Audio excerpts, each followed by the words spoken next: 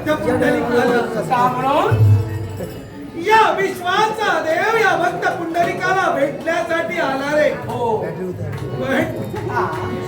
या तुझ्या भक्ताकडे वेळ नाहीये. वेळ नाही काय रे? अशा कोणत्या महत्वाच्या कर्तव्याकडून गेला? देवा मी माझ्या महत्वाच्या कर्तव्यात हा. म्हणजे मी माझ्या आई वडिलांची सेवा करतोय. आई वडिलांची सेवा करू लागला. खरंच समाधान वाटलंय. पण काय रे, तुझ्या आई वडिलांची सेवा कधी बरं पूर्ण होईल? देवा हा.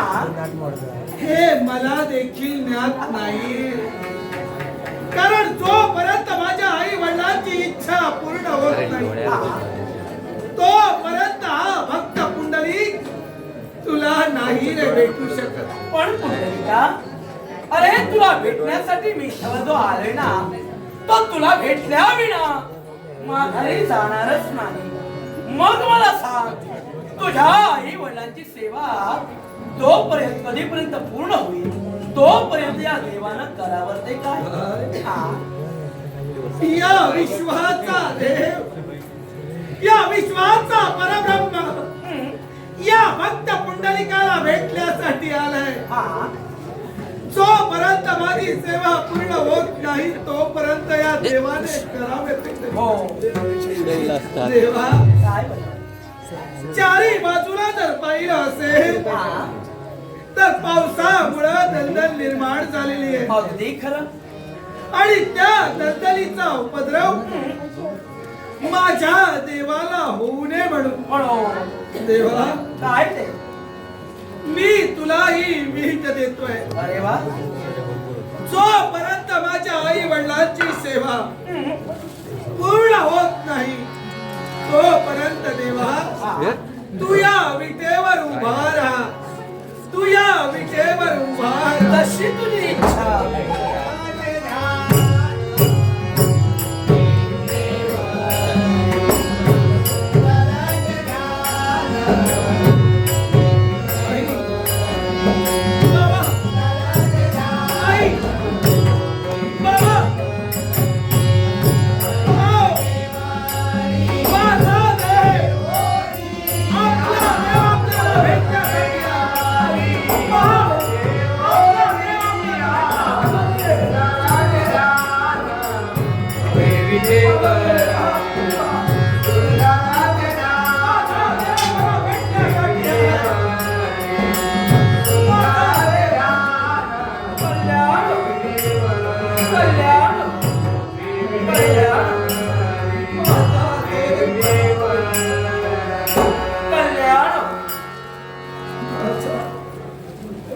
देवा हा. क्षमा कर रे या भक्त पुंडलिकाला. का म्हणून? कारण या विश्वाचा देव हा. या भक्त पुंडलिकाला भेटण्यासाठी आला रे. हो. पण या पुंडलिकानं केलं ते का? एका बेकलेल्या विटेवर या देवाला आपल्या उभा केलं. देवा क्षमा. हे पुंडलिका, म्हणे देव आपल्याला भेटण्यासाठी आला, पण देवाला मी विठेवर उभा केलाय म्हणून चिंता वाटू लागली. अशी चिंता वाटून घेऊ नको. कारण तू भेटलेली वीट म्हणजे कुणी सामान्य नव्हे. सामान्य नव्हे. होय पुंडलिका, तू भेटलेली वीट म्हणजे स्वर्गलोकी वास्तव्य करणारा देवराज इंद्र. देवराज इंद्र. हो. तेव्हा तो कसा का? आता देवराज इंद्र या विटेच्या स्वरूपात का, याला एक कारण आहे. त्वष्टा महंतांचा थोडा वेळ शांतता ठेवा. त्वष्टा महंतांचा पुत्र रुद्रासूर, त्या रुद्रासुरात आणि देवराज इंद्राचा संघर्ष झाला. त्या संघर्षात देवराज इंद्रानं रुद्रासुराच्या जीवनाचा शेवट केला. म्हणून त्वष्टा महंताला राग आला. क्रोधिष्ठ होऊन त्वष्टा महंताने देवराज इंद्राला शाप दिला. हे देवराज, पाषाण रूपे तुझा हृदय बनविलास, माझ्या पुत्राचा घात केलास म्हणून तू वीट होऊन पडशील. तो तर शाप सत्य ठरला. स्वर्गलोकी वास्तव्य करणारा देवराज इंद्र विटेच्या स्वरूपात या भूवर येऊन पडला. पण शास्त्र आधार म्हणजे शापाला उशाप आणि तोच उशाप त्वष्टा मंत्राने दिला तो कोणता तर या विश्वाचा हरिहर परब्रह्म म्हणजेच वैकुंठीचा नारायण द्वापार युगात गोपाल कृष्ण या तत्वानं नटेल. त्याच्या पदस्पर्शानं तुझा उद्धार होईल आणि तोच देवेंद्राचा उद्धार घडवून आणण्यासाठी पुंडलिका हे सार सर्वस्व मीच घडविलंय. तेव्हा चिंता करू नकोस. मग देवा हा या पुंडलिकासाठी तू इथपर्यंत आलायस. हो मग देवा या तुझ्या दैवी तत्वाला आणि मी फेकलेल्या विटेला या विश्वात काहीतरी महत्व राहिलं. तथास्तु.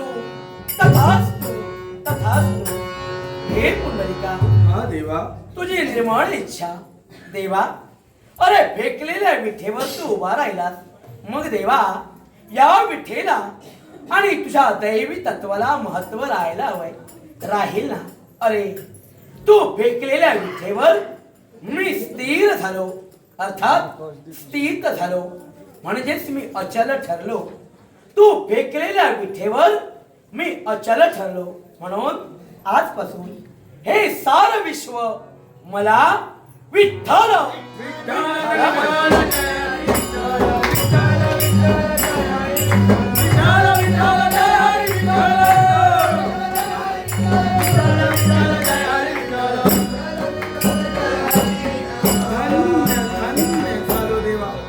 हे पुंडलिका. हा देवा विवेकाचा स्तंभ म्हणजेच ठोंबा.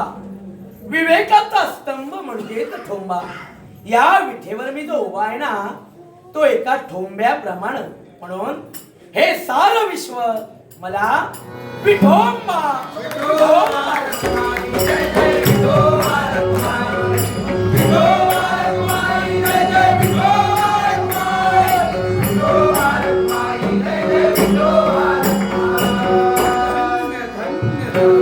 हे पुंडलिका. हा देवा अखेर विश्वाच्या ठाई माझ्या रंगावरून मला विविध नावाने ओळखलं गेलं. कुणी मला धनगिराई म्हटलं, कुणी मला काळ्याही म्हटलं. पण माझा जो रंग आहे ना तो म्हणजे पांडुर. पांडुर माझा रंग म्हणून म्हणते मला पांडुरंग.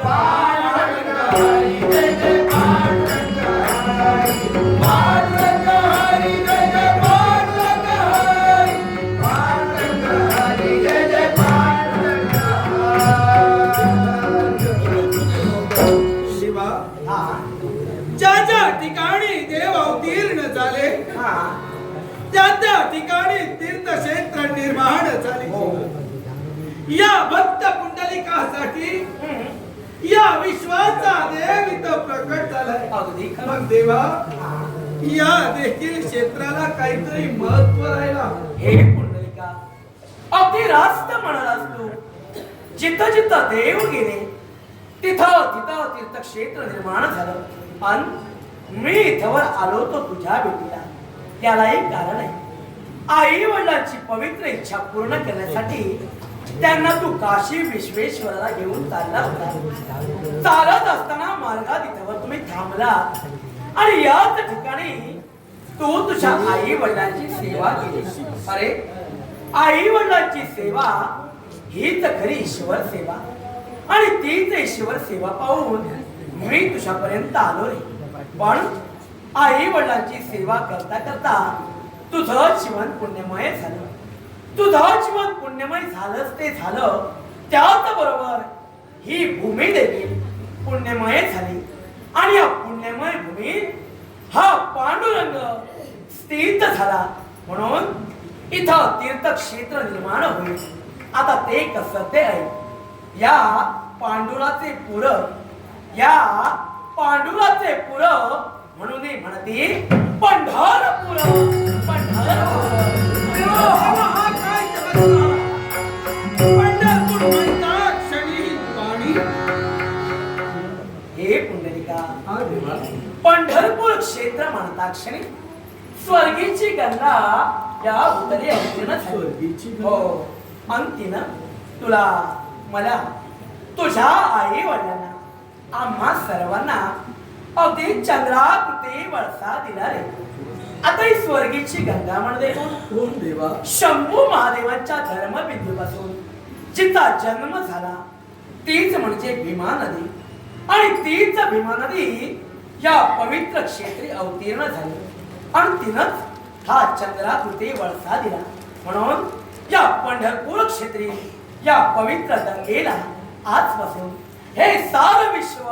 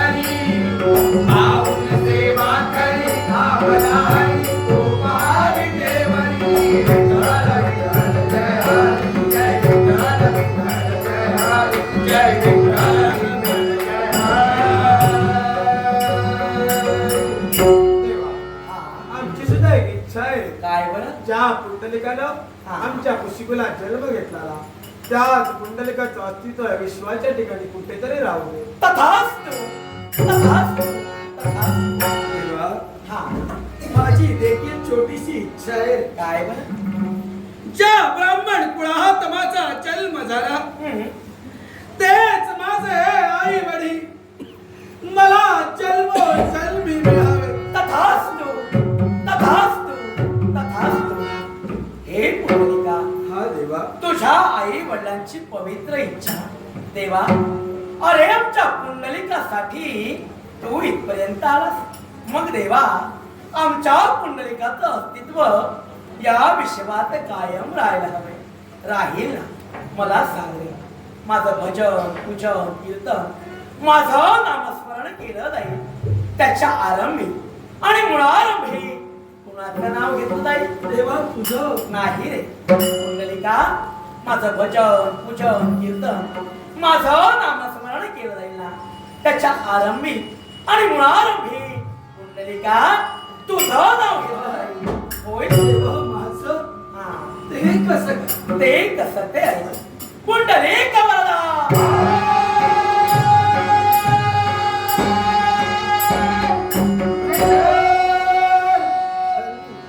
हे पुंडलिका, हा देवा, कलियुगाच्या ठाई भागवत धर्माची स्थापना होईल. दिंड्या पताका घेऊन टाळ मृदुंगाचा गजर करत विठ्ठल नामाच्या घोषात प्रत्येक माझा भाविक भक्त पायी वारी करत करत या पंढरपुरापर्यंत येईल. आता पायी वारी करते याला कारण म्हणजे तुझ्या आई वडिलांकरवी नकळत घडली ती पदयात्रा म्हणजेच पायी वारी. त्याची आठवण, त्याचं प्रतीक म्हणून प्रत्येक माझा भाविक भक्त अगदी पायी वारी करत करत आषाढी एकादशी आणि कार्तिकी एकादशीला मला भेटण्यासाठी या पंढरपुरात येतील. मग या पंढरपुरात आल्यानंतर पहिल्यांदा दर्शन कुणाचं रे घेतील? देवा तुझं नाही रे. हे पुंडलिका, प्रत्येक माझा भाविक भक्त या पंढरपुरात आल्यानंतर चंद्रभागेत स्नान करून पहिल्यांदा दर्शन घेना. ते पुंडलिका तुझं घे, तुझं घे. देवा माझं त्याच्यानंतर तुझ्या आई वडिलांचं दर्शन घे. त्याच्यानंतर द्वापारयुगाच्याने मला सहाय्य केलं तेच म्हणजे गरुड आणि हनुमंत या दोहोंचे स्तंभ उभारले जातील. या दोहोंच्या स्तंभाला अगदी प्रेमाचं आलिंगन देतील. त्याच्यानंतर तोच माझा भाविक भक्त या विठ्ठलाचं दर्शन घेईल. त्याच्या जीवनात सुख, शांती, समाधान, ऐश्वर्य लाभेल. मागील 3 जन्माचं पाप दूर होऊन पुढील 3 जन्माच्या पुण्याचा संचय माझ्या प्रत्येक भक्ताच्या जीवनी त्याला प्राप्त होईल. एवढंच नव्हे तर तोच माझा भक्त पुढे जाऊन एकमेकाची गळा भेट घेईल. आता एकमेकाची गळा भेट घेतील याला कारण हरिहराची भेट झाल्याचं पुण्य, शिवा शिवाची भेट झाल्याचं पुण्य त्या माझ्या प्रत्येक भक्ताला मिळेल आणि माझा तोच भाविक भक्त आपल्या कपाळी अबीर बुक्क्याचा टिळाही लागला. अबीर बुक्का? हो देवा तो कशासाठी? त्यालाही कारण आहे. आता अबीर बुक्का म्हणजे कोण तर स्वर्गलोकी वास्तव्य करणारी रंभा, तीच रंभा म्हणजे बुक्का होय. आता स्वर्गातील रंभा बुक्क्याच्या स्वरूपात का यालाही कारण आहे.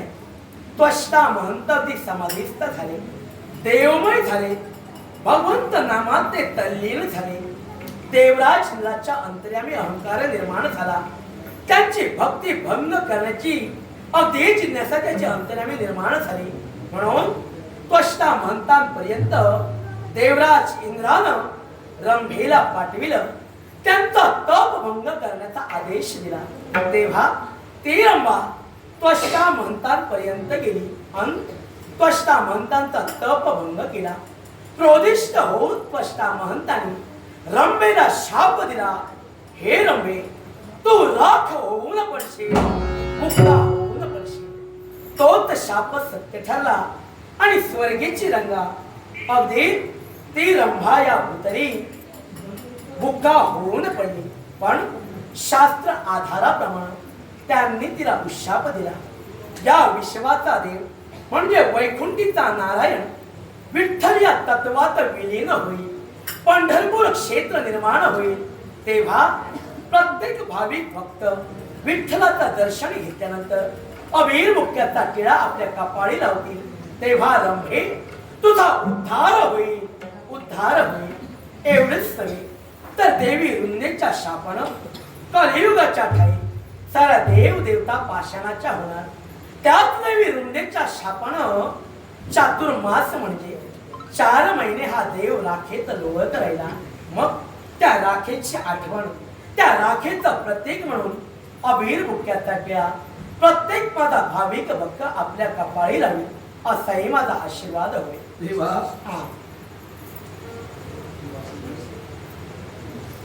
नाटरेस्टो सुभाष तेरसे यांनी माझ्या कलेचा गौरव करून लाखोनाचं पारितोषिक दिलंय. सुभाष तेरसे यांचे आभार मानून माझ्या बाळकृष्ण गोरे दशावतार नाट्य मंडळाच्या वतीने याचा आनंदाने स्वीकार. देवा धन्य झालो, कारण या पुंडलिकाचा या विश्वात एवढा महत्व ठेवलंय. पण देवा मला कडे एकच शंका वावरू लागली. काय बरं? कारण या पंढरपुरात सारे भक्त येतील, पण या पुंडलिकाचा कुठेतरी द्वेष करतील आणि या पुंडलिकाला म्हणतील काळे पुंड्या मातलासी मा केला विठ्ठलासी. याचीच कुठेतरी मनाकडे खंत लागली. म्हणे लोक निंदा चरंदा होईल, पण साध म्हणतील प्रत्येकाच्या मुखातून शब्द निघेल काळे पुण्या मातलासे उभा केला विठ्ठलासे. म्हणून तू चिंतित झाला. अरे कर कठेवरी उभा विठेवरी, हा देव या विठेवर उभा राहिलाय. आपल्या कमरेवर त्यानं हात धरले, कारण कलियुगाच्या ठाई हा भक्तरूपी भवसागर मी माझ्या कमरेवर तारलाय. या विठेवर उभा राहून भक्तांचा सखा पतिव्रतेचा पाठी राखा म्हणून हा देव घेतलाय. कारण कंठी धारण केली ही वैजयंती मला. वय म्हणजे युग, जयंती म्हणजे साखळी. ही युगायुगाची साखळी आहे. या युगायुगाच्या साखळीत भक्तांचा सखा पतिव्रतेचा पाठी राखा म्हणून देव विश्वाच्या हितासाठी नटला. तू या विश्वाच्या हितासाठी या विठेवर उभा राहिला. तेव्हा तू चिंता करू नकोस. तुझी लोकनिंदा जननिंदा केव्हाच होणारी नव्हे. देवा सांग रे, या भक्त पुंडलिकानं फेकलेल्या विटेवर तुला उभा केलाय आणि तू म्हणतोय की या विटेवर मी उभा राहणार आहे. मग देवा या विटेवर उभा राहून तुझे पाय दुखणार नाहीत का रे?